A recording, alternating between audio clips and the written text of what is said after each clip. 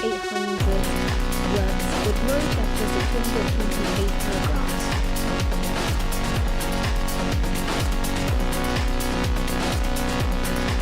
I want to make use of this press conference to explain to you about the top level design, my rationale,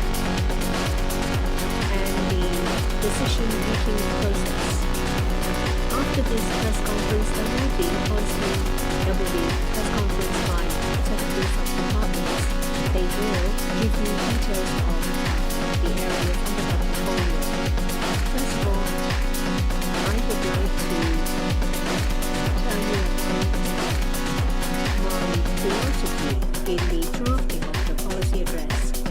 I have already announced the theme of the policy address, which is reform for enhancing development and building our future together. This is consistent with what I said in my first term.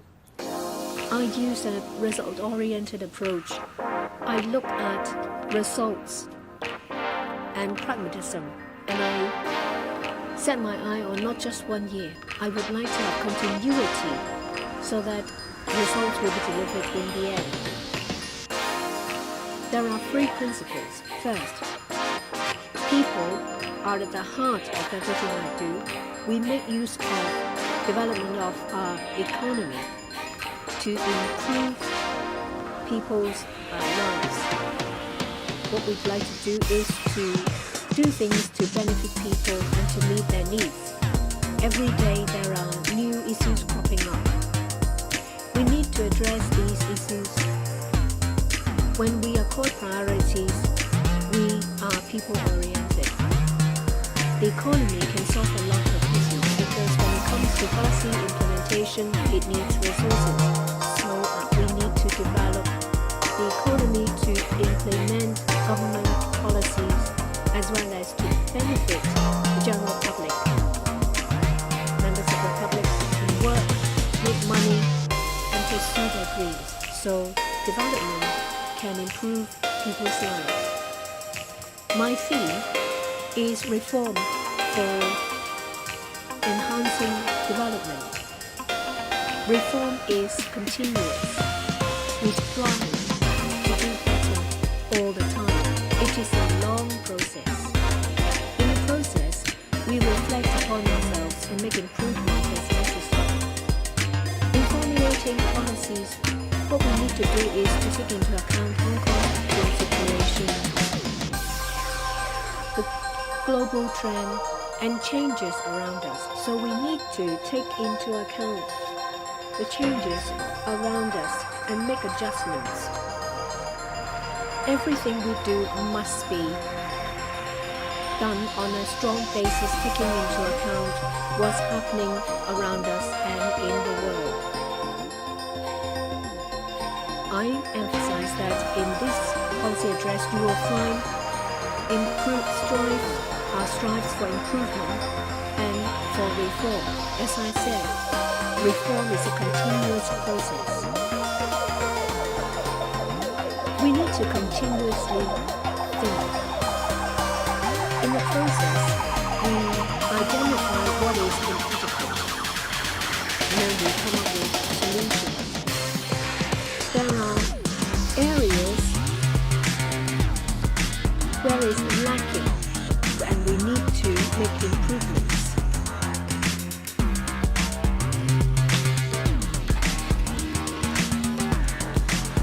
At different times, there may be new problems, there may be bottlenecks, there may be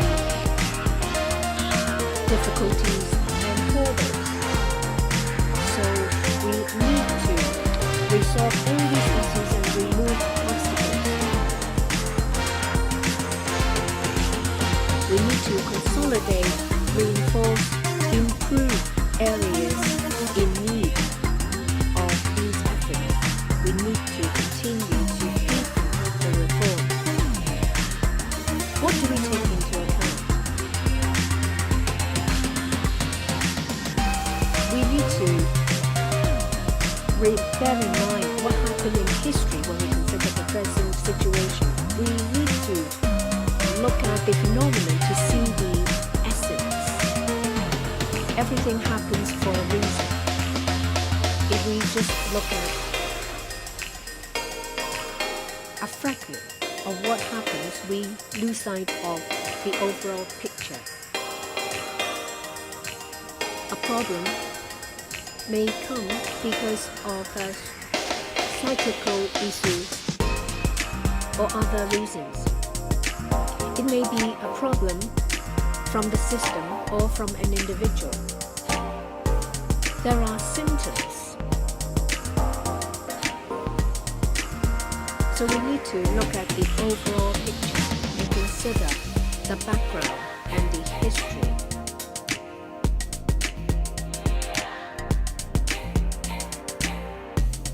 If we look further back in history, we will be able to look further ahead in the future.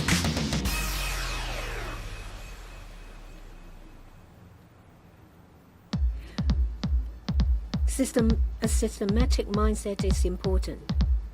What is it? It means that when an issue exists, it exists because of various reasons and everything is intertwined and interlinked. That's why we need to have a systematic mindset. We need to manage the relationship between the overall and local interests, between the present and the future, and consider whether it is a primary issue or a secondary issue. That brings me back to the setting of priorities. In addition, we need to consider whether it is a general issue or a specific issue. We also talk about the relationship between macro and micro concerns. What does it mean? We see the trees and we see the wood. So we look at the global situation, we look at the national situation and the situation in our society. Micro issues are important because it's related to people's livelihood. So when it comes to policy formulation and reform, we need to consider this array of factors to make sure that we consider everything and take everything into account. This is my third policy address.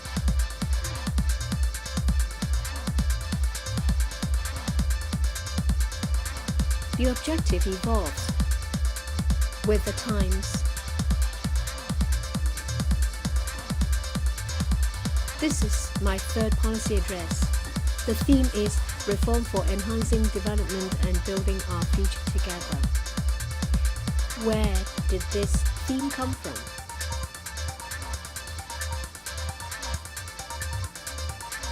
The objective of policy address. Well, between 2020 and 2022, it was a time when Hong Kong was plagued by the epidemic. So the objective of the policy address was to chart a brighter tomorrow for Hong Kong.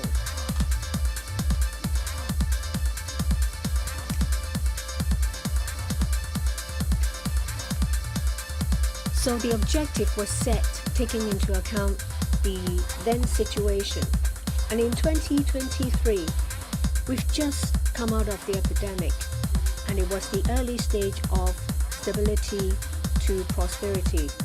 So our objective is to bring back normality to our society, to bring smiles back to the face of people, and to promote recovery. That's why the theme of that policy address was a vibrant economy for a caring community. Where are we now? In 2024, it's a time when Hong Kong is safe and protected. We need to go all out to move towards prosperity. The objective is to strive for reform and to leave no stone unturned to shine. That's why the theme is to reform for enhancing development and building our future together. My policy address reflects what I, as the Chief Executive, see in those times when I set the objective and the theme.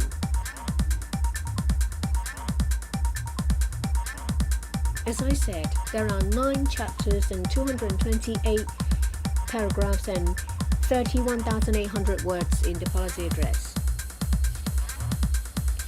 It will be unrealistic to tell you everything in just one press conference. That's why I went over the salient points to give you an overview about what went through my mind when I set the policies in the policy address. The highlights of the policy address this year is to go for reforms, find new growth points. First, we want to consolidate and enhance our role as an international financial, shipping, and trade center. These 3 elements are interrelated. Take trade. We have goods. Goods require shipping. Shipping requires capital. Capital requires finance. Finance drives trade. That's why these 3 elements complement one another.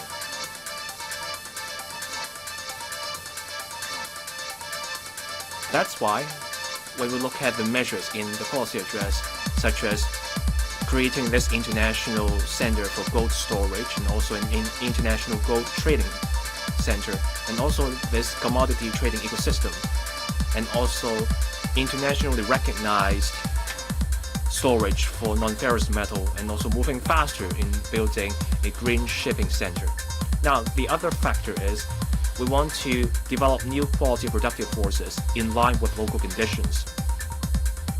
Such productive forces are the root of our competitive edge in different areas. So we propose developing a low-altitude economy.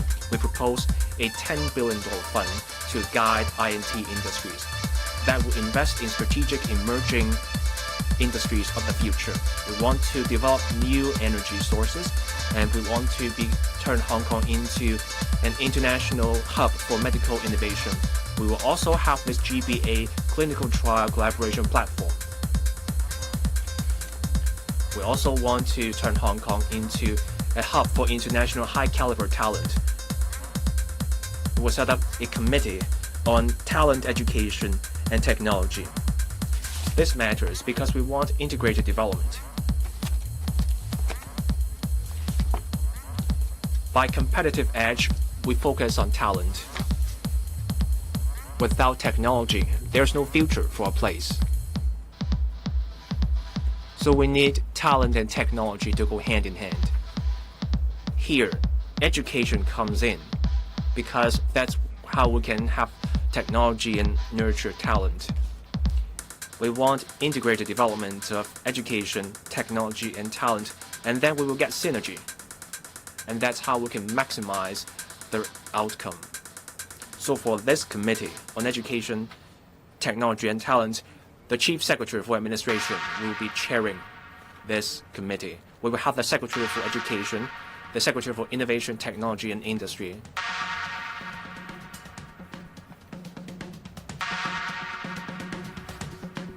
and also the Secretary for Labor and Welfare on this committee. But apart from that, other bureaus and departments will also get involved.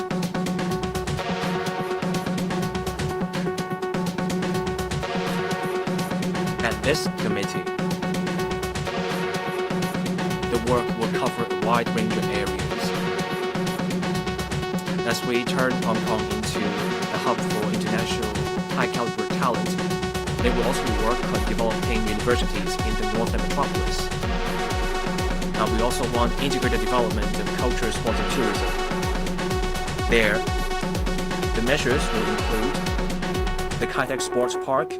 It will be a landmark for sports and mega events. We also want to strengthen our cultural competence and also create a new landscape for our tourism development. Now, the Northern Metropolis will be a growth engine with a deepen collaboration within the GBA. Our measures include taking forward the Northern Metropolis,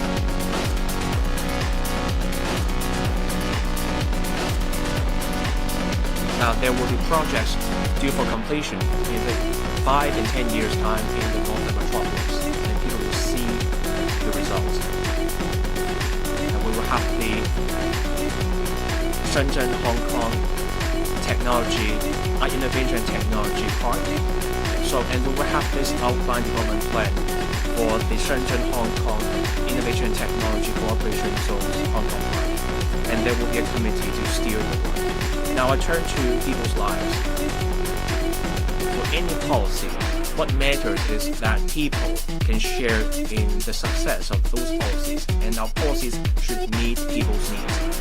That's why we will have different measures. And those policies include an orderly approach to eradicating subdivided units. There will be a system for renting out subdivided units. So there will be basic housing units.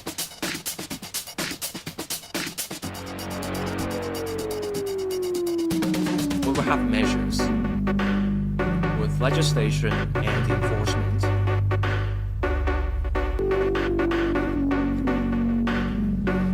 Subdivided units will have to meet the requirements for basic housing units.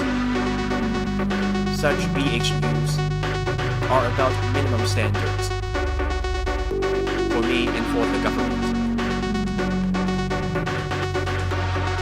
For people living in all kinds of housing, we want you to live in a better, bigger place. But let's stay pragmatic. There are people currently living in SDUs. We have to look after these people's needs. That's why we propose standards, as you can see in the policy address. A BHU cannot be smaller than 8 square meters. There has to be a window, an individual toilet. We're also relaxing the loan-to-value ratio for all properties, 70% across the board. We will also be making changes or reforming the employees training board. This will be a wholesale reform. So right away, there will be no restriction on the education level of who can sign up for those courses. Anyone over the age of 15 can sign up for those courses. There will be short, medium, and long-term courses. We will implement the annual review mechanism for minimum wage, and we will also be relaxing the 418 requirement. In its place, we will see the 468 requirement, that is 68 hours of work over 4 weeks. We want employees to get better protection. We will also be the reforms in our medical or healthcare system. There will be changes to the functions and division of labor at the Health Bureau, Department of Health, and the Primary Health Commission. And we will also be expanding the 1+ system for drugs so that we have good drugs for use in Hong Kong. We will also be releasing a blueprint for the development of Chinese medicine. We support the establishment of the 3rd medical school. We will also be revamping the maternal and child health and family plan services. There will be counseling for childbirth. There will be efforts to foster mother's health. There will be child care centers. We will also have more community living rooms from 4 to 7. There will be community pharmacies. There will be a directory for people to access primary health drugs at affordable prices. There will be 8 measures to support small and medium enterprises. I also propose to develop the silver economy. Now, the theme this year is reform for enhancing development and building our future together.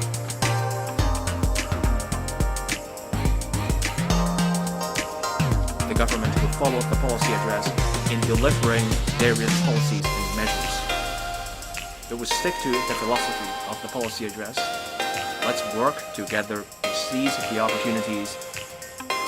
We pursue reform together, we seek development, and then we will be able to scale new heights and build a brighter future for the future. 今日全部朋友 Now the floor is open for questions. Again, also reporters, when you are identified, please identify your video only. Don't ask more than 2 questions. The lady in the middle, please. I'm from Central. First, I'd like to ask about subdivided units SDUs. Some central authorities indicated that they would not want SDUs to appear in Hong Kong. Now you rename it into basic housing unit and try to make it a system.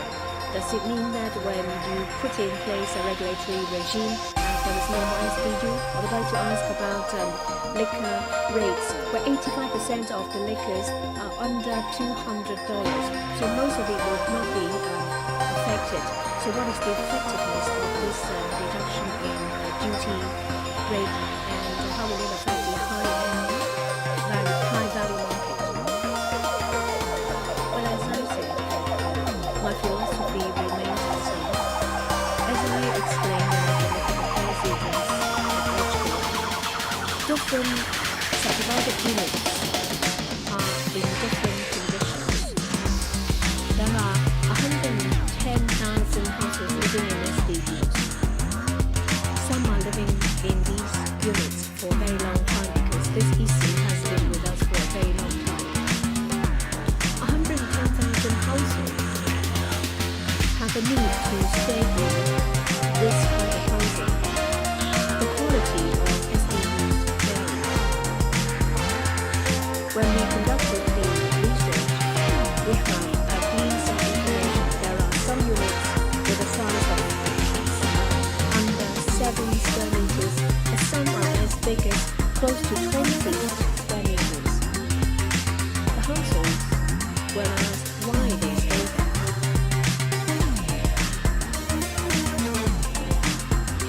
There are some interesting information that we have to learn. 80% of the respondents said that it's because of transportation, and 80% of the respondents said because it's a convenient location. So households stay there because it's a convenience spot. They may already have another place to live somewhere they own.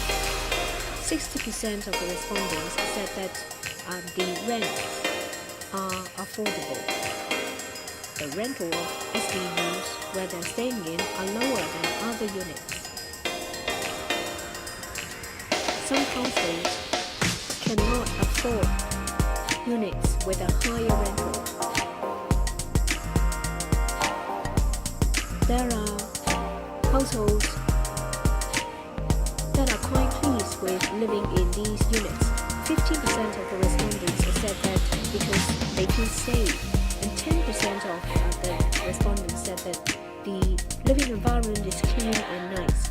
15% said that it is of the right size, and they think that it's spacious enough for them.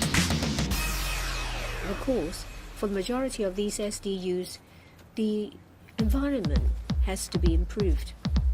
But there are others that meet the needs of the tenants for reasons such as convenient location, safety, and spaciousness.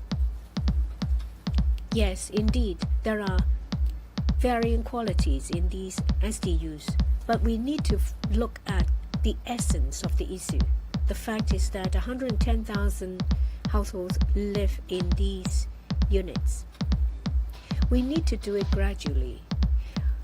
We need to enhance the standard of the units, and we need to make sure that the housing needs of the households are met. We have conducted research and survey.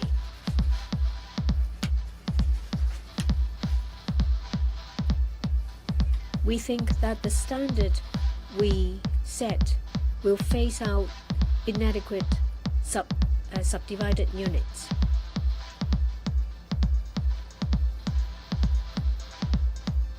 I emphasize that this is the minimum standard. The market will evolve. In the future, one may need to offer better quality units to get a tenant. So we need to consider a number of factors. We need to see what the new market of basic housing units is going to be. I learned from news reports that with the new standard set, some companies understand what they are required to do,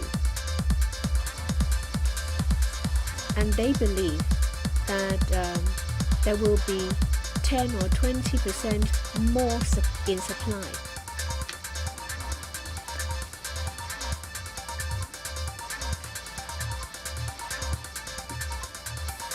Supply will follow demand in the market. If demand means bigger flats, then supply will change.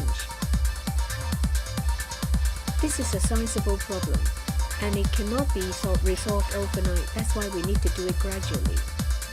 We set down this basic housing unit regime. It has to go through the legislative process. I'm sure that we will receive comments for the regime to be improved and for the regime to be fully discussed. There will be ample time for registration. Existing tenants will have time to, and owners will have time to register. We don't allow new registration afterwards.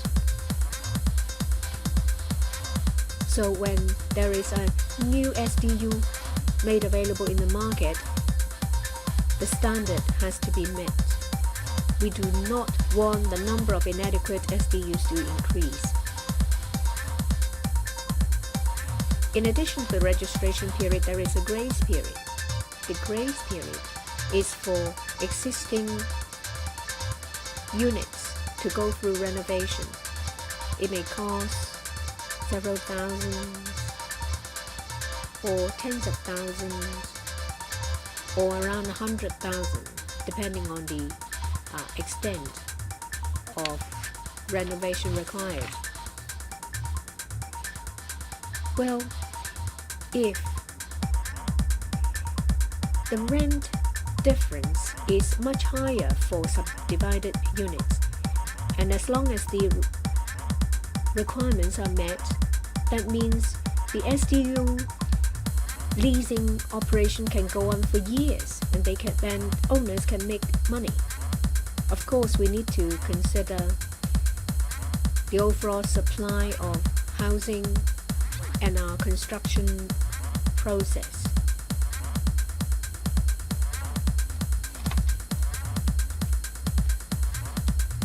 We believe that 30% of existing SDUs will have to go through renovation and refurbishment. We attach importance to operability as well as flexibility. This is a problem that has been with us for over a decade. It cannot disappear overnight, and we need to bear in mind there is a need.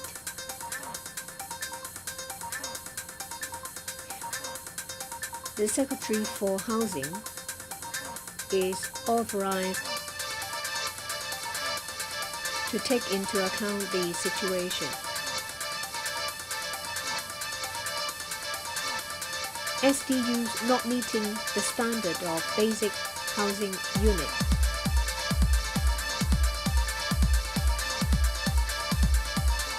will see that actions are taken against them.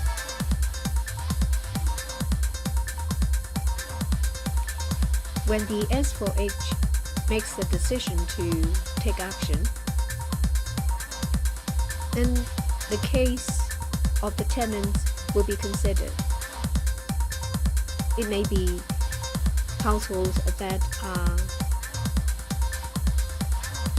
fit and eligible for public housing allocation.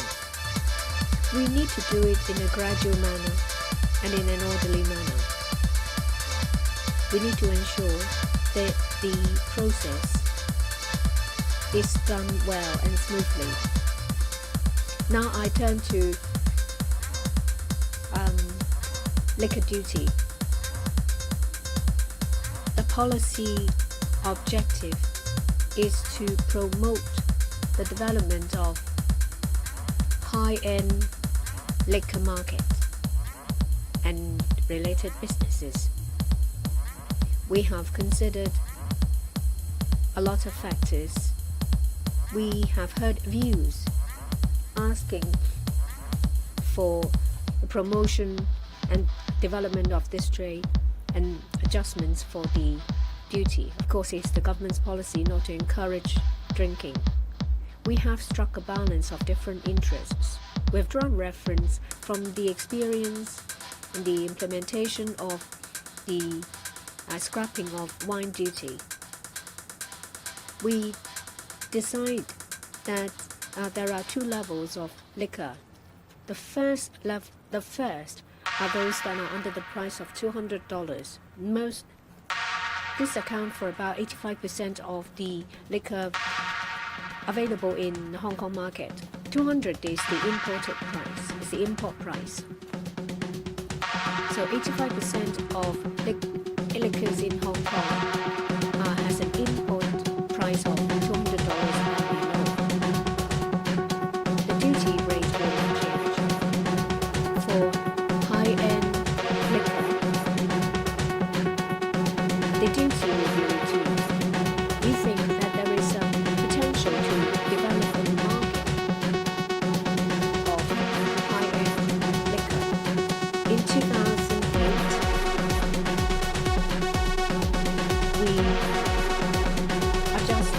we reduced the wine duty.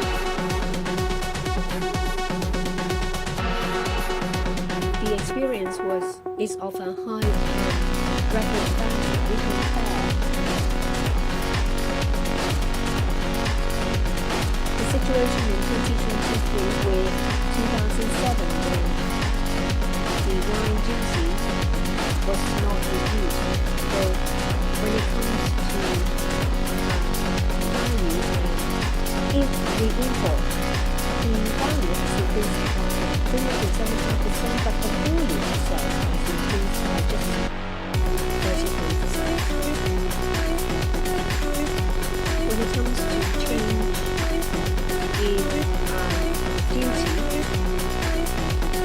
expensive products will be affected.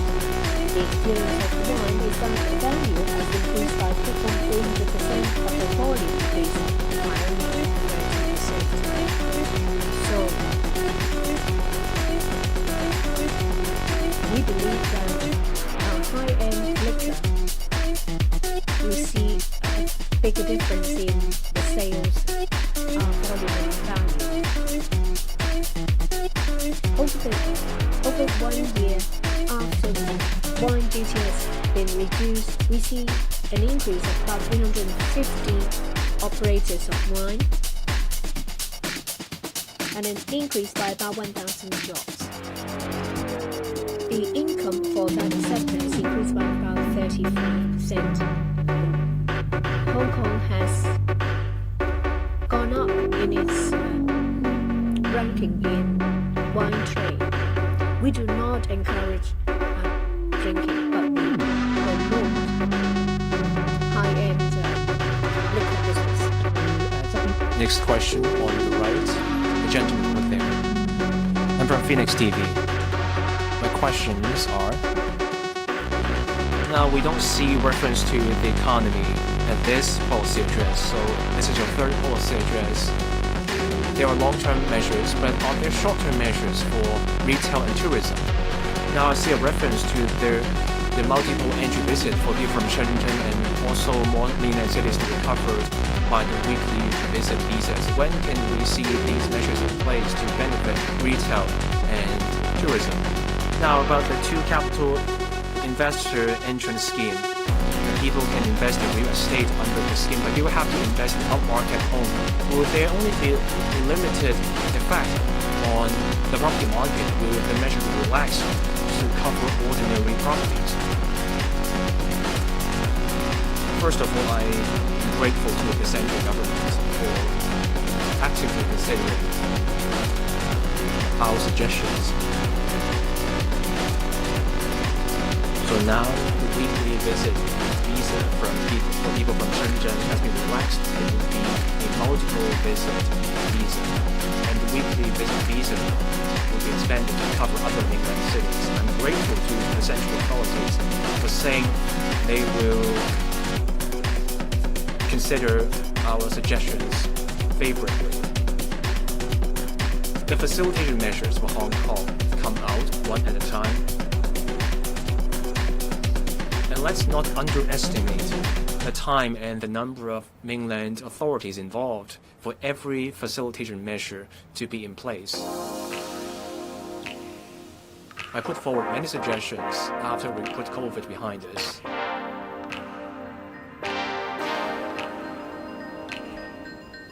The mainland authorities tried their best to consider our proposals.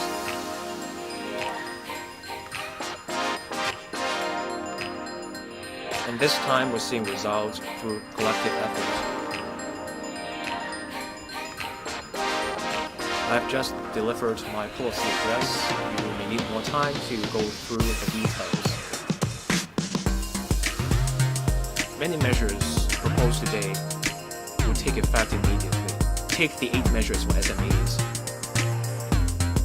And also relaxing the loan-to-value ratio to 70%.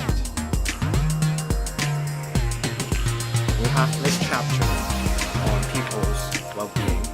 You will see those measures in place soon. Now for retail and tourism.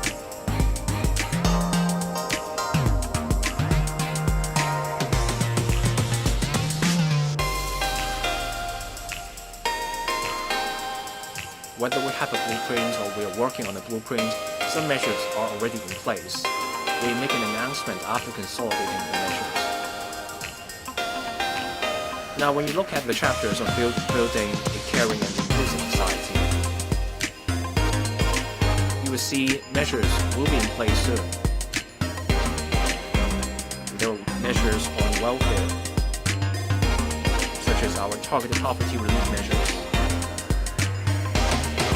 support for carers, care for the elderly, greater support for persons with disabilities, etc. Those measures can take effect immediately.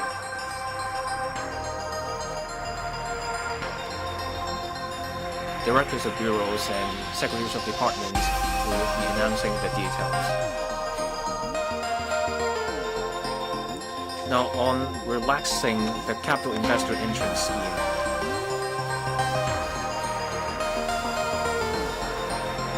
We have struck a balance. We want stimulus. And as I said in my policy address, there are pros and cons to everything.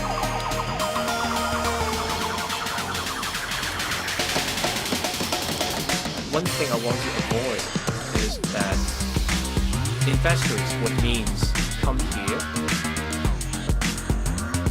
but I don't want that to affect ordinary people who want to purchase a property. That's why I'm only restricting the measure to upmarket homes at $50 million. Those people, if they can afford a $50 million home, they don't need government help. So we don't want ordinary people to be affected by measures.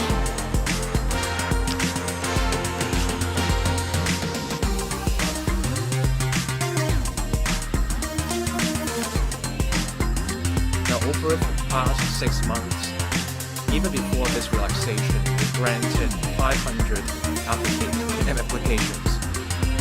So for this $15 billion requirement,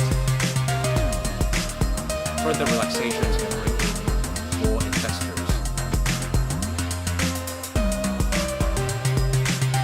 On my social media platform, I noticed people expressing an interest. So we want to bring in capital. At the same time, we don't want the public to be barred from housing. Now there's a point about talent. There's a global scramble for talent. We try to attract talent.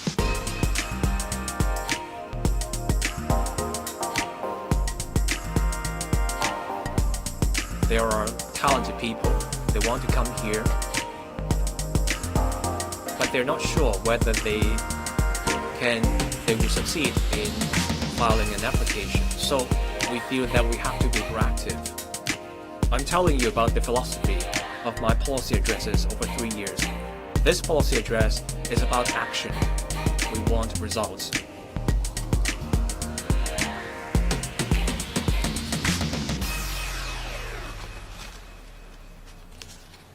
That's why I'm saying this time we want to invite people to apply to our QMAS scheme.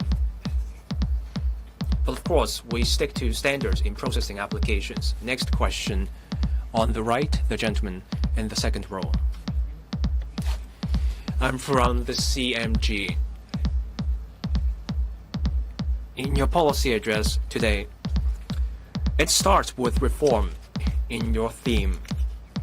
We just had the third plenary session of the 20th CPC Central Committee. There, the focus was also on deepening reform. So my question is, which parts of your PA implement the spirit and resolution of the third plenum to give full play to Hong Kong's edge and support our country's development? If you read through the PA, you will see two elements. I've covered these 2 points earlier today, and that is one,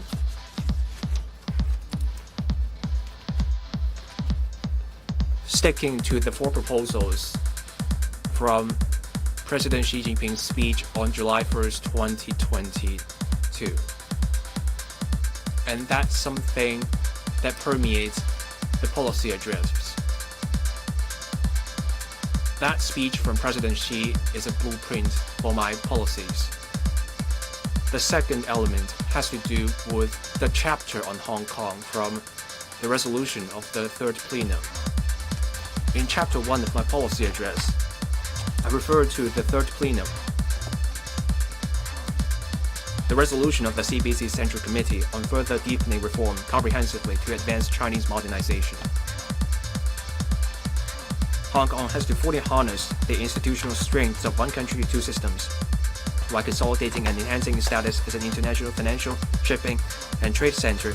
And also, we have to become an international hub for high-caliber talent, so that Hong Kong can play a greater role in our country's opening up to the world. We should also deepen collaboration within the GBA through better harmonization of rules and mechanisms.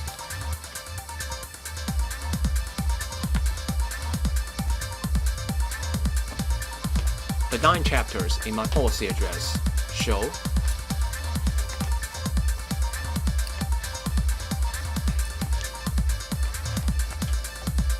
now we stick to one country, two systems.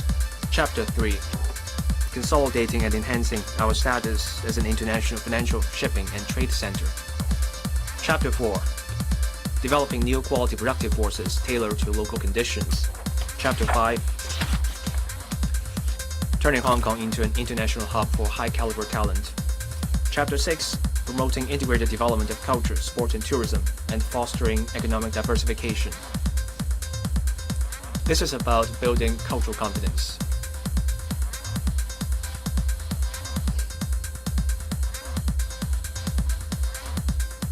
This is also about promoting Chinese culture in Hong Kong.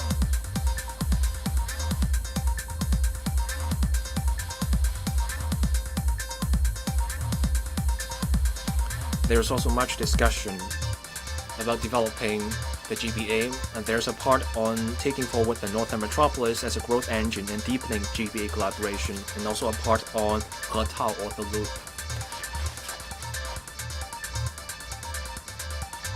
From that you can see this PA is about implementing the 4 proposals from President Xi's speech.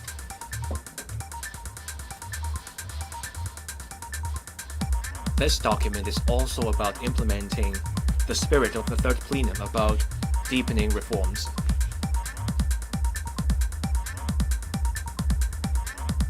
My policies are along that direction. So let me give you an example.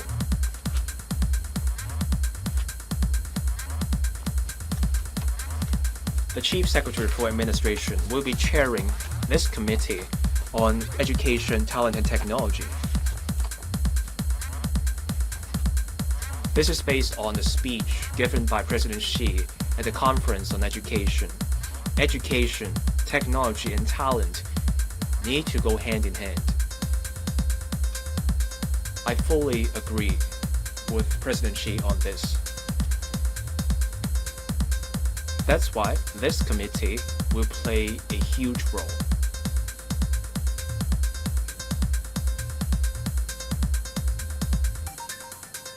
This will matter for Hong Kong's economy and competitiveness. Next question. The gentleman on the left. Yes. Some opinions, such as the League of Social Democrats, has demanded democratic reform for Hong Kong. A political reform. Hong Kong Free Press. Okay. Yeah, I got you. Hong Kong Free Press. Yeah. I just want to look at you. Oh, okay. Sorry. Yeah.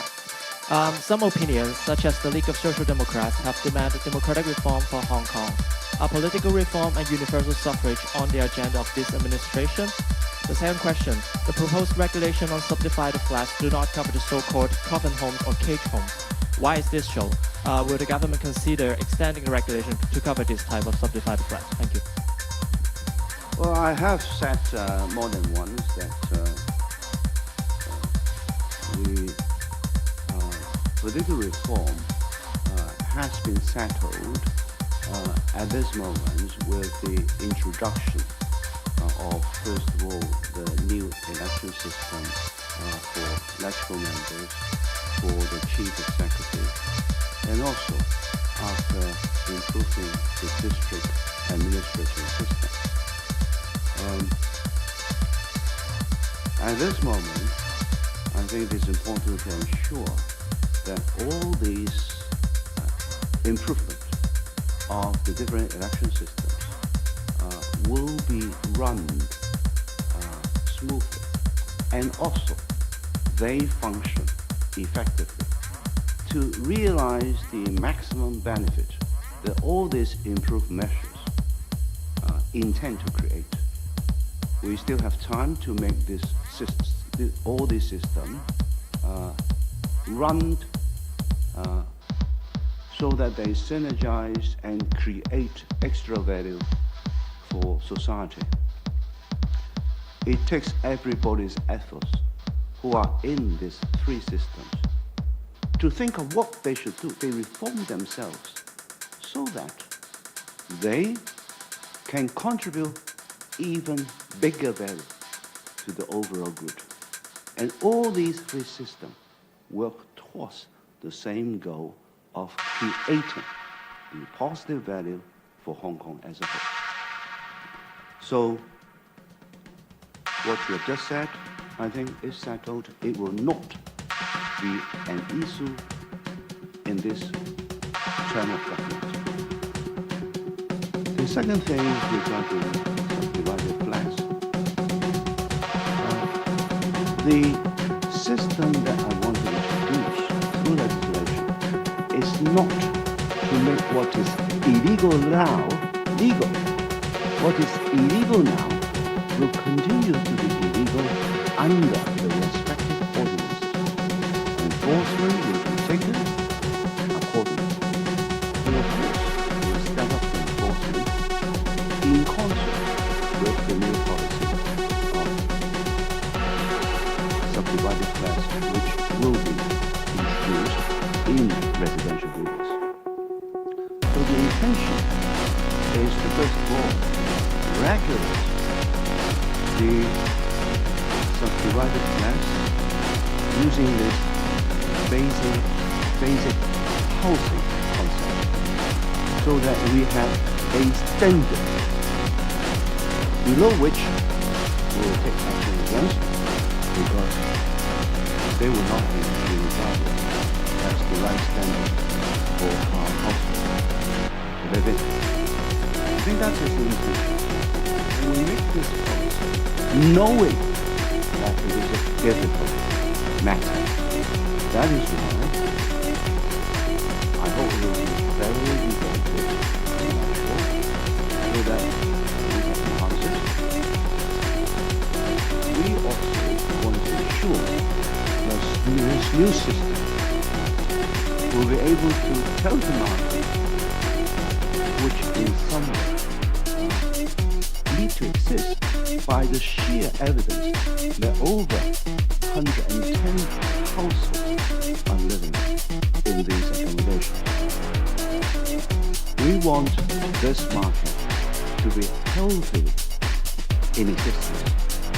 In other words, all the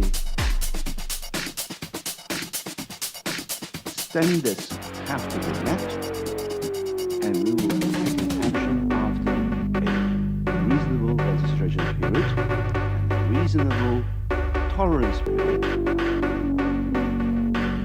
giving the Secretary for Housing the flexibility so as to divide the non-satisfied units and form sanction according to the actual situation, so that it will take them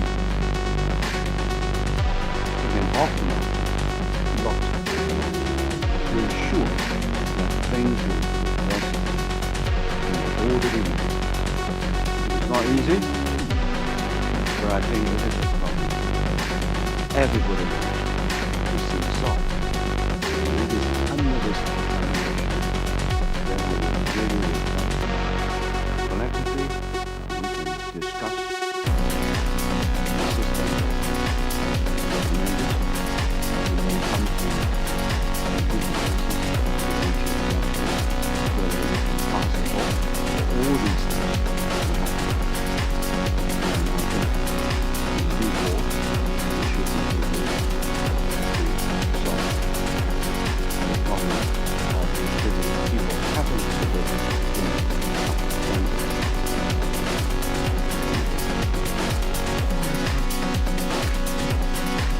Next question on the right, on the far end, way over there.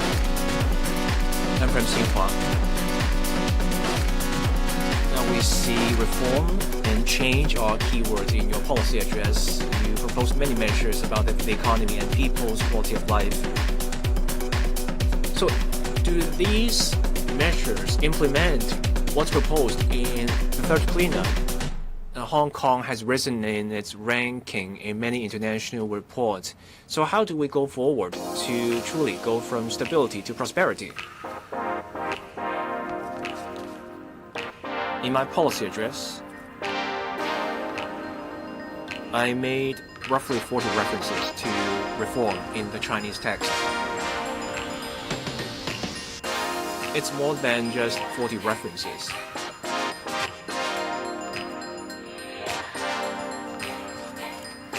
We want to create a commodity trading ecosystem. That's an example of reform. It will be a new growth point.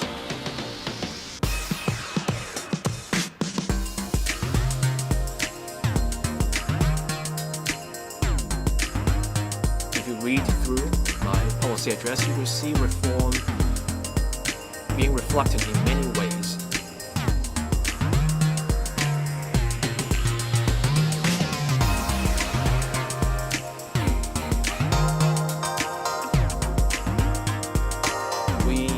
After results. You can look at things with the short-term view, or you can take the long-term lens.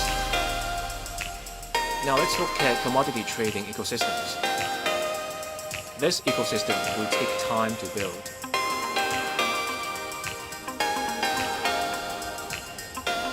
Commodity trading covers many things. Non-ferrous metal, for example. Grains, fuel, commodity trading makes up roughly half of our air cargo. That's why I proposed this ecosystem. But this is more than idle talk. There are opportunities. And here's why. There's a commodity trading platform. It's international. That platform said it wanted to build a storage system for commodities in Hong Kong. Once we have the warehouses, we will see the difference. Let's also look at where we start. First, we have to build up the capacity. We also need flexibility. And then operators will come in.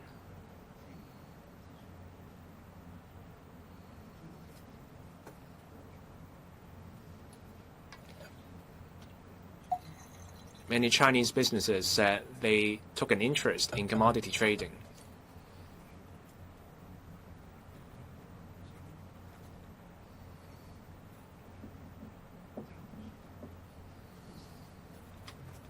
Our country makes up at least 20% of the commodity trading market in Asia.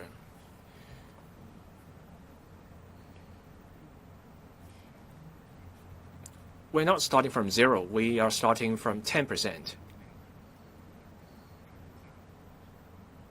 I don't want to stop at reaching just 100%. I want to reach 200 or 300%, but that will take time.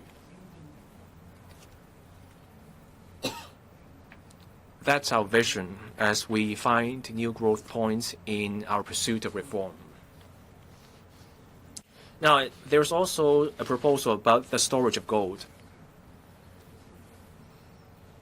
Spot gold, that is.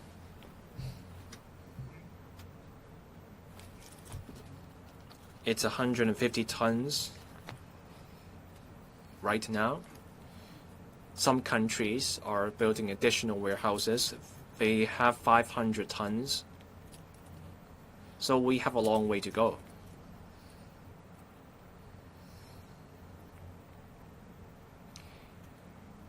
We pursue reforms where they are needed. This will be no easy task.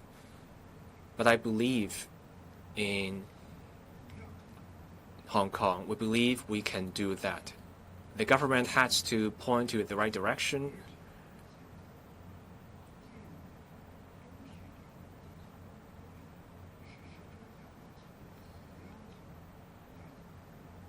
Some businesses have asked for policy directions in these areas, so we work together.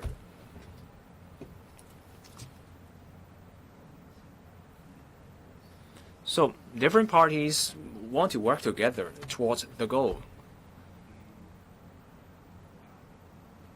I hope I have answered your questions. Next question. On the right, the gentleman in the middle. Second row.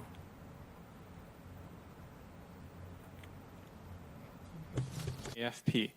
First, some residents who are living in substandard, subdivided units are worried that the new standards for basic housing units will lead to higher rents and, or that landlords will kick them out.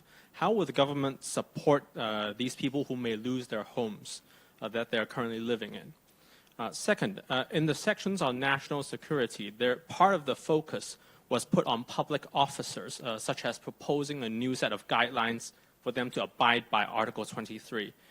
Does this show that there's still some loopholes within for public officers, such as within the civil service? Are civil servants confused on how to follow Article 23? Thank you. First of all, the problem of some households living in substandard, subdivided flats is a problem that has been long-lasting. In other words, it has accumulated over the years. So very conscious of the fact that we have to do it in an orderly manner so that adjustments can be made by the parties affected. Oh, first of all, from now to the time we will actually take enforcement action, I think there will be a few years. Because first of all, we'll have to pass the legislation, which I think the earliest will probably be next year. Then we'll introduce the registration period. My suggestion is either 12 months or 18 months, because we're talking about 11,000 households. So if you are talking about 12-month registration period, you're talking about probably roughly 10,000 a month, right? If it is 12 months, because you divide it by, so roughly, so it's 8,000 to 9,000 a month. So whether it should be 12 months, 18 months, I think we can debate, and we can let LegCo debate about it. I'm very willing to listen. Then we'll introduce the tolerance period for adjustments structurally to be made. That it may be 1 year, 2 years, again, subject to discussion by LegCo, because under the present legislation, tenants are guaranteed 2 contracts. So we have to ensure that tenants' rights are protected under the present law. So again, this is an issue for LegCo to debate. And over this period of time, I think people can make the right adjustment. And the third important point is the new entries, the new supply of subdivided flats, which hasn't been rented out, i.e., there are no tenants, it is a new operator. They can only enter the market with units that satisfy the standard. They will not be allowed to register. Why is it designed this way? So that there will be no increase in substandard subdivided flats. In other words, all new supplies will have to be conforming to our standard. And this new supply will, of course, be available for present tenants to consider moving into. Because I believe once the standards are clearly defined, and operators will know very well how to do their calculation as to what supply they would create, what houses that they would then build to satisfy our standard, then this supply will also come out for people to look at. And then, of course, if the rent is not set reasonably, they will not have tenants. So there are a lot of things. And also,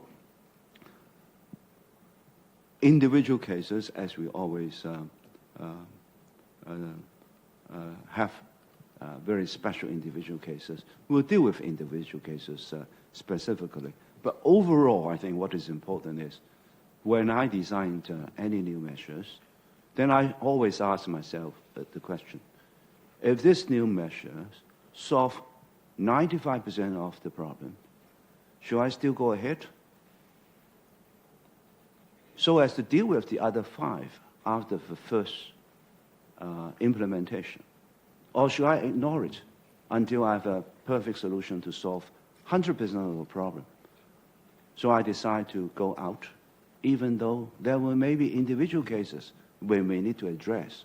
But overall, if the system solves the majority of the problems, I think we should go ahead.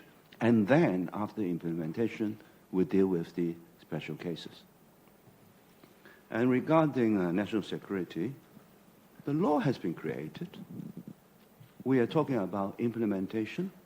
And for implementation, there's never the best, only the better. I've always said I look for continuous improvement. And the law is new, so we all need to increase our knowledge about it. It's so natural. I think it is such a natural thing for any government when there's a new law. They first all have to do some education, do some familiarization, do some system building, and do some enhancement in the course. It's a natural process. 好，下度提問。 Next question. The lady in the second row. I'm from cable TV. My first question, liquor duty. We heard from the government that they have struck a balance in relation to public health, but the rate has dropped from 100% to 10%. So where's the balance? A large number of doctors signed a joint petition objecting to the drop in liquor duty. Does it mean that you have sacrificed public health for the economy? There is a reduction. Is there a time when the duty will go back up when you have received a certain number of money in business? In relation to SDUs, how many SDUs will go through renovation before registration? And at the time when action will be taken, what about those who have been displaced? Do you think the market will be able to absorb the households who have been displaced with a new system in place? What do you think the increase of rental will be on average? The current protection is a 4-year tenancy period and a cap on rent increase. Will there be further amendment to the SDU control? How do you make sure that rental is affordable?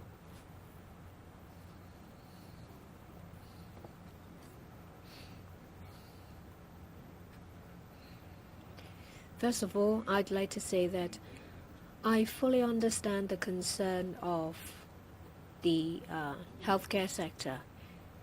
They are serious about not encouraging the public to drink.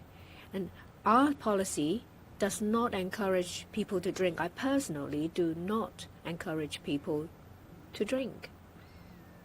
I have repeatedly remind you all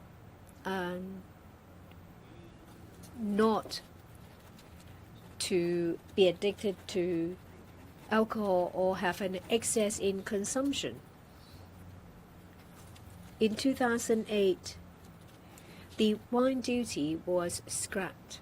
For a short period of time after that, we saw an increase in alcohol consumption, but afterwards it's dropped.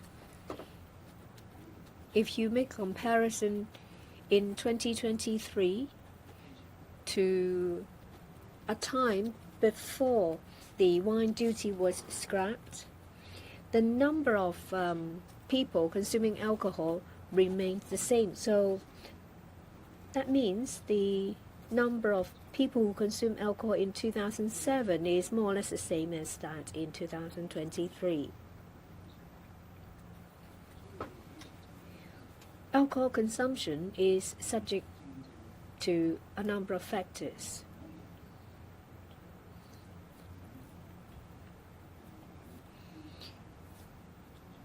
We have struck balance between promoting expensive liquor business and public health. For 85% of the liquors available in Hong Kong, the rate remains the same. It's just about 15%, that is, those with the import price over 200% that will see a drop in duty rate.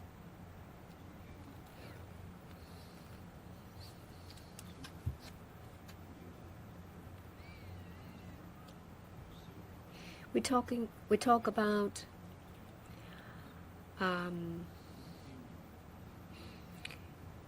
zero consumption of alcohol. We talk about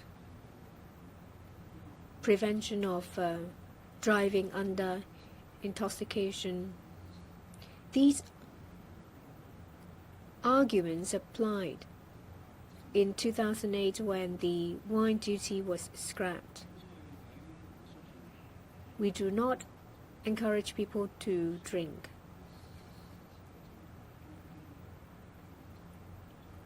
our target is expensive liquor. We decide to make an adjustment, having fully considered considerations in public health and promotion of trade.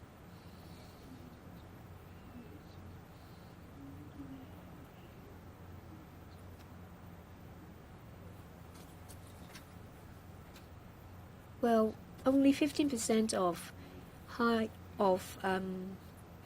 liquor in the market is high-end.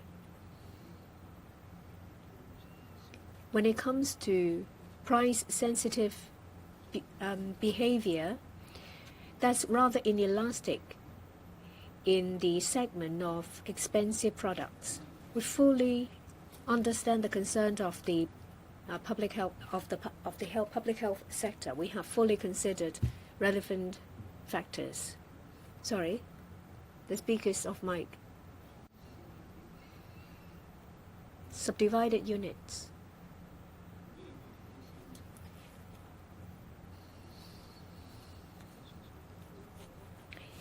Well, if 30% of SDUs are substandard,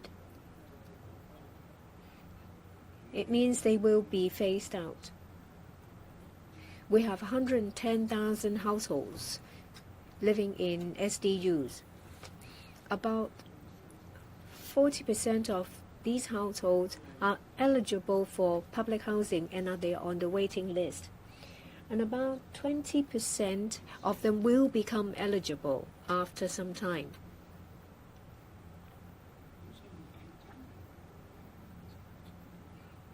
So overall speaking, about 60% of SDU tenants are eligible or will be eligible for public housing. So we have to go through legislation, registration, grace period, and then time for action to be taken.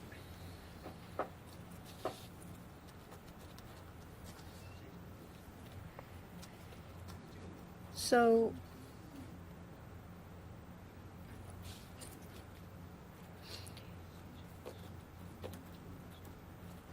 the demand will be reduced to about 40 to 50%.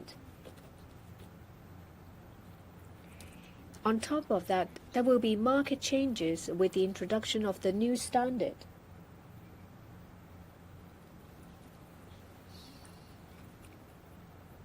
In other words, after the time required to have legislation and substandard ones being phased out, some people will be eligible for public housing. Those who remain are those who are ineligible for public housing. They may be households that are wealthy. There may be households who are staying in Hong Kong for a short time.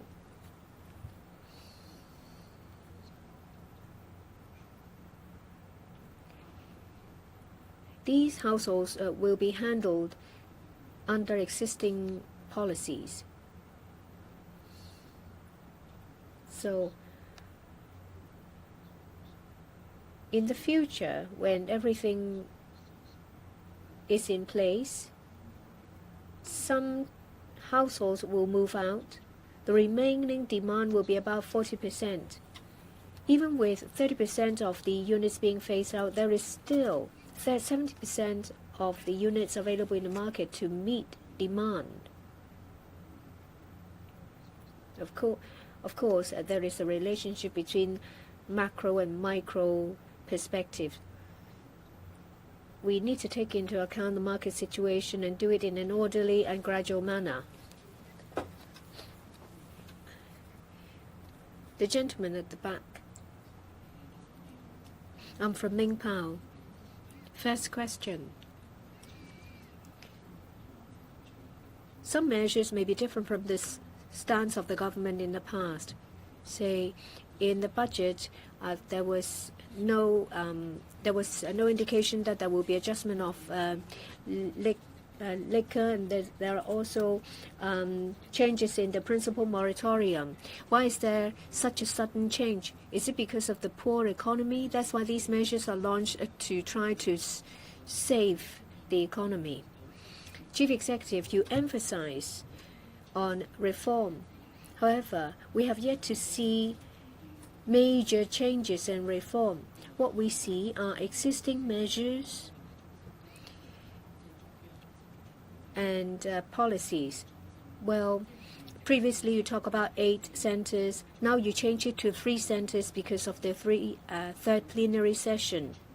So can you give us more information? What is the future direction of our economy after the change?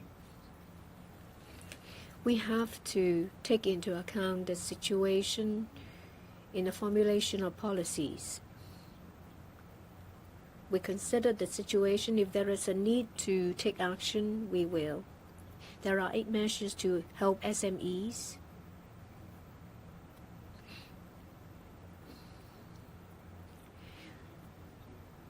We have received comments and considered them.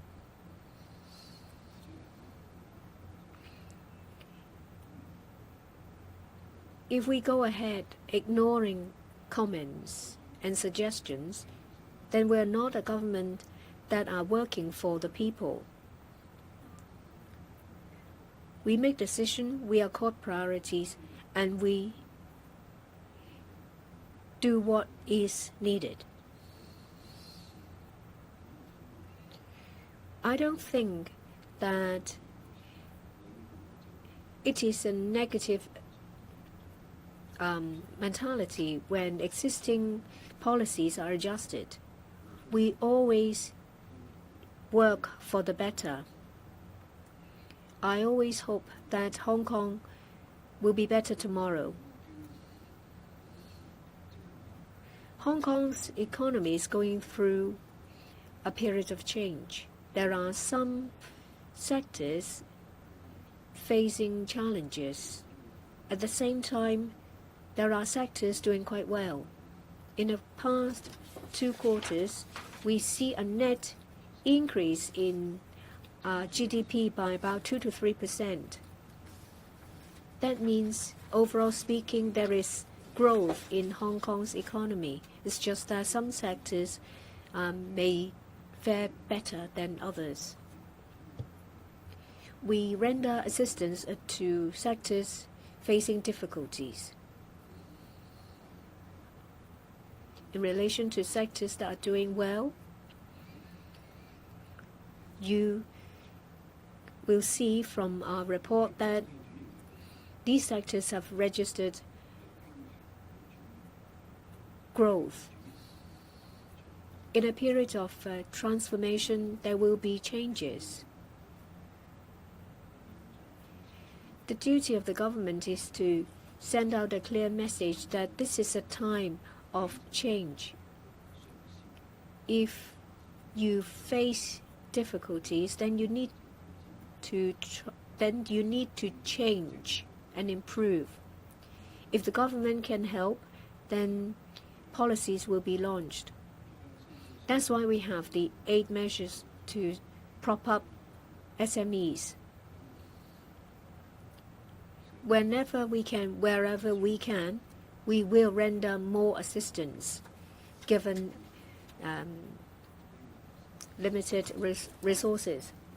We actually spend about $350 million per day on social welfare. So we do our best, given the limitations in resources. We take an overall view. We launch measures to improve, to make improvements. We work for the benefit of Hong Kong as a whole. And the central authorities will have Hong Kong's interests in mind. When we formulate policies, we consider the opportunities given by the central authorities. So what we do and what directions the central authorities give go hand in hand. We follow the direction of the central authorities, and we play our role in the overall situation.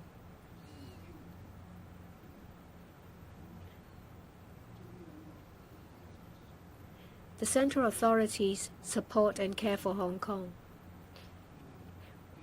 We do our best. We enjoy opportunities from our country and from the world. That's why we need to keep making improvement and tap into our potential so that we can always do better.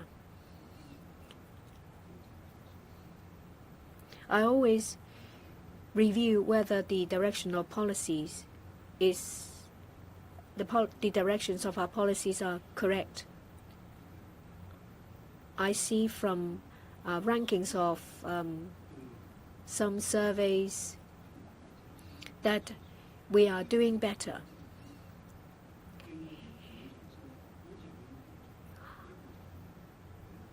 I identified areas where we need improvement, where